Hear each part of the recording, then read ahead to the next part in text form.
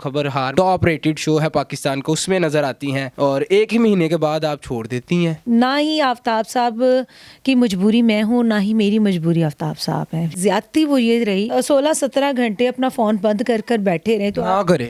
Yes 16-17 घंटे। Yes ड्रामे वो मैंने कर चुकी हूँ, होस्टिंग वो मैं कर चुकी हूँ, सिंगिंग वो मैं कर चुकी हूँ। यहाँ आके मुझे क्या सिखाने के लिए बिठा दिया उन्होंने फ्लैंक पे। आपको लफ्ज दिए जाएंगे, वो जितना आपको बोलना है। अब पूरे शो में मैं एक लफ्ज बोली हूँ तो लानत है मेरे आर्टिस्ट होने पर। देखिए इतनी अना नहीं होनी चाहिए किसी आर्टिस्ट को, प्रोटोकॉल नहीं। सारा लैमलाइट जो ना आफ्ताब साहब कहते हैं मेरे लिए है। जब आप शो देख रहे हैं तो आप इंतजार करें कि ये टॉपिक हुआ था, मैंने ये बोला तो वो कहाँ गया। तो मैं जो 16-17 घंटे बैठ के आई हूँ तो झक मार के आई हूँ। पैसे भी तो मिलते होंगे ना। इतने पैसे दे ही ना दे वो। आफ्ताब साहब जो है उन्हें गायें भैंसे चाहिए, किले ते बानी जिदो दिल की ता चोली, जिदो दिल की ता पट्ठे पाते, ये क्या था। अस्सलाम वालेकुम, डेली धरती के साथ मैं हूँ आपका मेज़बान रेहान हैदर। नाज़रीन, मेरे साथ मौजूद हैं सुमन शेख साहिबा, जो कि वायरल हैं अपने एक तराने की वजह से, और बेशुमार इनकी गज़लें और गीत आपने सुन रखे होंगे। आजकल सोशल मीडिया पर मैं कुछ कंट्रोवर्शियल से थंबनेल देख रहा था तो मैंने इन्हें अप्रोच किया और जानने की कोशिश की कि क्या मामला हुआ। ये आफ्ताब साहब के शो में भी नज़र आती रही खबरहार में, और एकदम से यूँ छोड़ देना और उसके बाद वो तमाम वीडियोज़। तो इनसे बात करने की कोशिश करते और जानते कि मामलात क्या हैं। और ये रिसेंटली कनाडा भी जा रही हैं, ये भी जानते हैं कि वहाँ पर कौन से शोज़ करने जा रही हैं, कॉन्सर्ट्स करने जा रही हैं, क्या धमाका मचाने जा रही हैं सोशल मीडिया पर। अस्सलाम वालेकुम। वालेकुम अस्सलाम। मैम कैसी हैं? आई एम फाइन, आप कैसे हैं? मैं भी अच्छा हूँ। मुझे बताइएगा, एकदम से आपका वो तराना वायरल होता है और फिर उसके बाद हम देखते हैं कि आप खबरहार में जो टॉप रेटेड शो है पाकिस्तान को, उसमें नज़र आती हैं और एक ही महीने के बाद आप छोड़ देती हैं। क्या बना, ये सारे मामला क्या थे? देखिए ये तराना वायरल होना, तराने का ये था कि एक सच की आवाज़ है वो, तो इसमें कोई लिपटी चुपटी या बनी बात नहीं है। वो अपने लीडर के साथ देने का एक मेरा जो अपना अंदाज़ था वो लोगों ने भी पसंद किया, पूरी दुनिया ने पसंद किया। और उसके अलावा जो शो है खबरहार में किसी रेफरेंस से ही मैं गई थी।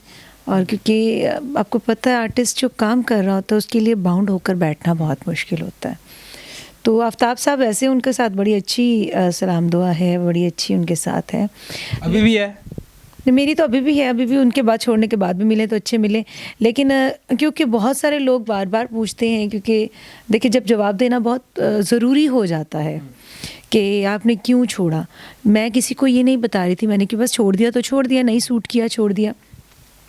लेकिन बहुत सारे लोग यूं बातें करने लग गए थे जो मेरे करीबी आर्टिस्ट थे कि सुमन वहाँ सरवाइव नहीं कर सकी, सुमन वहाँ पर रह नहीं सकी, या सुमन को आफ्ताब साहब ने फारिग कर दिया, ये कर दिया या निकाल दी गई हैं शो से। दी गई। तो ना ही आफ्ताब साहब की मजबूरी मैं हूँ, ना ही मेरी मजबूरी आफ्ताब साहब है। ये तो सबसे पहले क्लियर हो जाना चाहिए। और क्योंकि ये as a just for the friend हम एक दूसरे के शो में गए थे, किसी की अप्रोच करने पर गए थे, किसी के कहने पर ही गई थी मैं। और वहाँ जाकर मैंने देखना था, मैं गई थी 1-2 शोज़ के लिए। जब उन्होंने कहा कि आप मंथली यहाँ पर करेंगी, आप मतलब परमानेंट हमारे साथ टीम का हिस्सा बनेंगी, तो मैंने एक हफ़्ता देखा कि मैंने कहा क्या हफ़्ता तो लग ही जाता है आपको कोई भी नया ऑब्जर्व करूँ मैं क्या है ये सारा सीन, क्या लोग हैं या ये कैसे इनका कंटेंट कैसे बनता है, वो करने में मुझे क्यूरियोसिटी होती है हर किसी के माइंड में। इतना टॉप रेटेड शो है तो किस तरह से ये सारी डेवलपमेंट होती है? मेरे साथ तो उनका रवैया जो आफ्ताब साहब का बहुत हम्बल रहा थ्रू आउट। लेकिन जो उन्होंने जिसे कहते हैं ना कि ज़्यादती वो ये रही कि एक आर्टिस्ट जो काम कर रही है ऑलरेडी, वो मैं इतने बिज़ी हूँ, मेरा कॉन्सर्ट्स भी हैं, मेरे टीवी शोज़ भी हैं और जलसे तो ऑलरेडी हैं, और मैं नया से नया कोई ना कोई, आप देखते हैं हर 10-15 दिन बाद मेरा कोई ना कोई तराना या कोई गाना, माशाल्लाह इन रहती हैं आप। जी बिल्कुल, रहना पड़ता है आपको, ऑडियंस की ख्वाहिश पूरी करनी पड़ती है। तो वो मैं करती रही हूँ तो वो बिल्कुल जैम हो गया, मेरे जैमर लग गया। मतलब आप 16-17 घंटे अपना फ़ोन बंद कर कर बैठे रहे तो ना करें।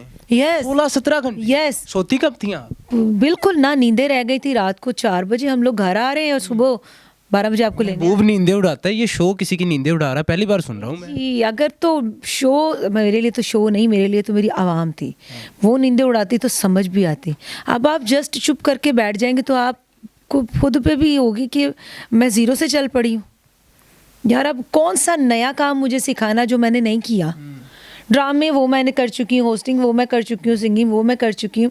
यहाँ आके मुझे क्या सिखाने के लिए बिठा दिया उन्होंने फ्लैंक पे। यानी कि वो आपको कहा जाता था कि आप सीखने के लिए बैठी हैं? नहीं आप फील हो रहा था? फील यूँ ही हो रहा था कि आपको लफ्ज़ दिए जाएंगे, वो जितना आपको बोलना है।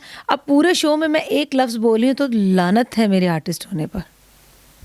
बहुत बड़ी बात कर रही हैं। यस, फिर अब लानत इतना वर्क करने पर कि हम लोग 7-8 साल से काम कर रहे हैं और जाकर आपको बिठा दिया, गधे घोड़े की तरह बिठा दो, बैठ जाओ भी तुम। ये अभी कुछ होगा, कोई शायद सेगमेंट होना है, शायद कुछ ऐसा होना, तो कुछ भी नहीं।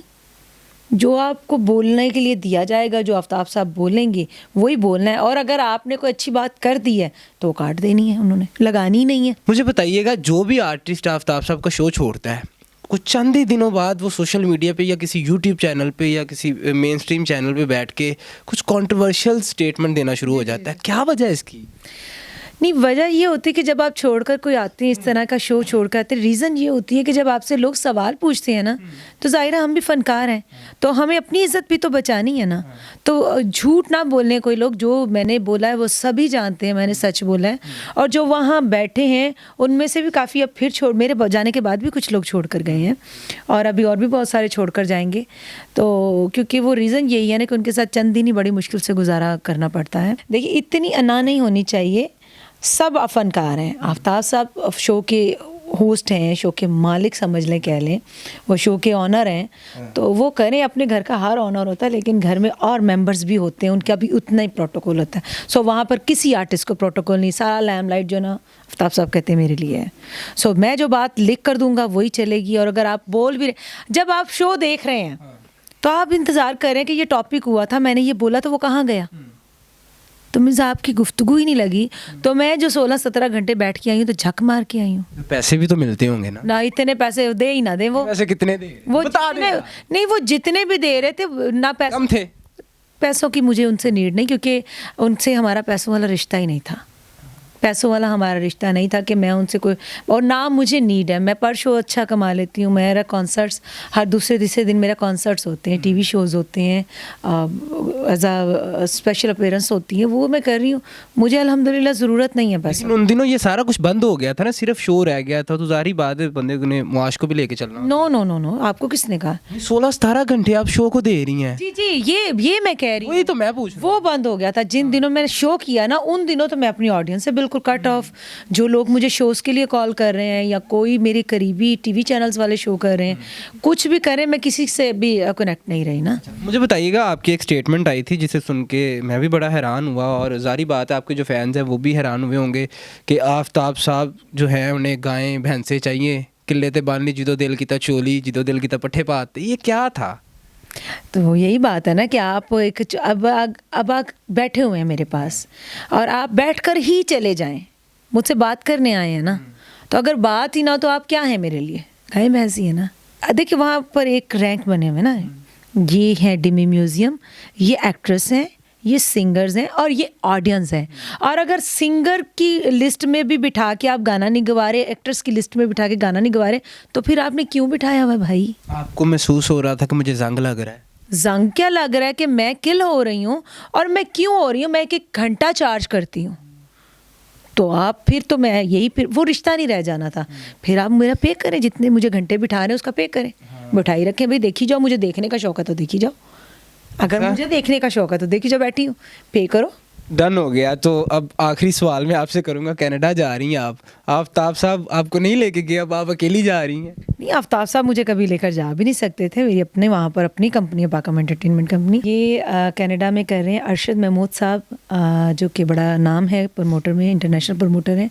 पाकम एंटरटेनमेंट कंपनी है इनकी। उनके पैनल पे पाकिस्तान की शोबिस को मैं देखती हूँ, और यहाँ से आर्टिस्टों को सारा जो अरेंज मैं करती हूँ। और अभी हमारा बहुत अच्छा शो जा रहा है, और इसी तरह इंशाल्लाह ताला शो के बाद हम फौरी ड्रामा भी लेकर जा रहे हैं न्यूयॉर्क, और मज़ा आने वाला है हमारे ओवरसीज़ पाकिस्तानियों को। जी, तो नाजरीन, आपने सुमन शेख साहिबा की तमाम गुफ्तगू जानी। अपनी राय से कमेंट सेक्शन में ज़रूर आगाह कीजिएगा। मुझे दीजिएगा इजाज़त। अल्लाह हाफिज़।